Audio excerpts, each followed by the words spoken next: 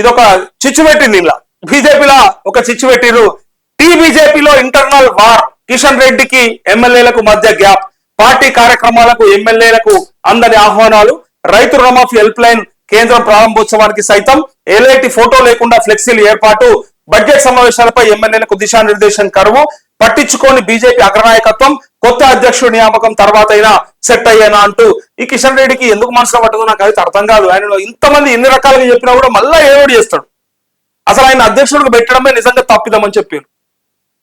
బండి సంజయ్ కిషన్ రెడ్డిని పెట్టినాడే అసలు ఆయనకి ఇవ్వాల్సిన అవసరం లేదు, ఎన్నికలకు ముందు తప్పిదం చేస్తున్నారు అన్నారు, అన్నట్టే తప్పిదం జరిగింది. కేసీఆర్ కి అమ్ముడు పోతానని చెప్పిండ్రు, అట్లే జరిగింది. అమ్ముడు వెంట లేదా మన దగ్గర లెక్కలు లేవు, మనం మేము చూడలేదు. కానీ అక్కడ జరిగిన అంటే వచ్చినటువంటి రిజల్ట్స్ ని బట్టి చెప్పొచ్చు ఏమైందని చెప్పి. ఇంత దారుణంగా ఉంటుంది ఆ పరిస్థితి. పార్టీని అధికారంలోకి తీసుకొస్తామని చెప్తారు, ఒక్క ఎమ్మెల్యే నుంచి ముగ్గురమైన నలుగురమైన ఇలా 8 మంది అయినామని చెప్తారు, 8 మంది ఎంపీలు గెలిచిండ్రు. బలం పెంచుకోవాల్సింది పోయి ఇంత వాళ్ళే తప్పులు చేస్తా ఉన్నారు. పార్టీలో ఇంటర్నల్ పాలిటిక్స్ ఎక్కువ. బీజేపీలో ఉన్నటువంటి దరిద్రం ఏంటో చెప్పాలా నేను, బీజేపీలో సిద్ధాంతాన్ని కట్టుబడే కార్యకర్తలు ఉంటారు కానీ సిద్ధాంతాల కోసం టిఫిన్ డబ్బాలు కట్టుకొని పనిచేసే కార్యకర్తలు ఉంటారు కానీ నాయకులు ఉండరు.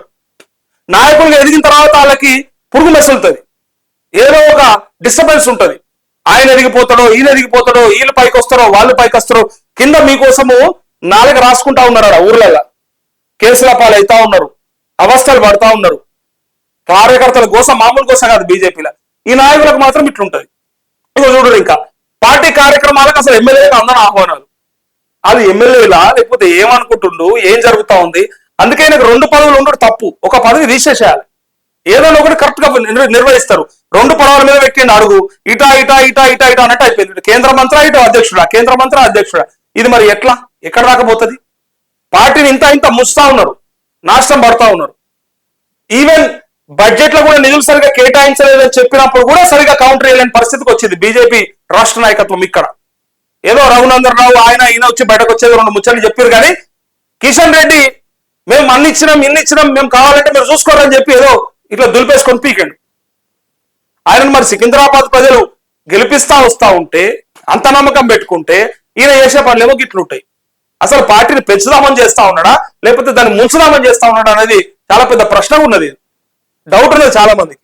అందుకే తీసి పార్టీ కనీసం అధ్యక్షుడైనా మార్చేయండి అసలు కోరుకుంటా ఉన్నారు. కార్యకర్తలు కూడా ఇట్లాంటి నాయకుల కింద పనిచేస్తే మాకు కూడా ఊపు వస్తలేదు, ఉత్సాహం వస్తలేదు అని చెప్తా ఉన్నారు. బండి సంజయ్ని మళ్ళా పెట్టినా తప్పు లేదంటారు తెలుసా. అది వాళ్ళ ఇంటర్నల్ అంశం ఎవరైనా పెట్టుకోను కానీ కార్యకర్తల నుంచి వస్తున్నటువంటి చెప్తా ఉన్నారు. ఆయన ఎట్లాంటి ఉత్తేజాన్ని నింపిండి ఆ కాలంలో, ఎట్లా చేసినాడు ఆయన పాదయాత్ర. ఈయన మాత్రం అన్ని సపరేట్గా ఊకొని ఏం చేస్తారు, కనీసం ఈటల రాజేందర్ చేయరని చెప్పి అడుగుతా ఉన్నారు.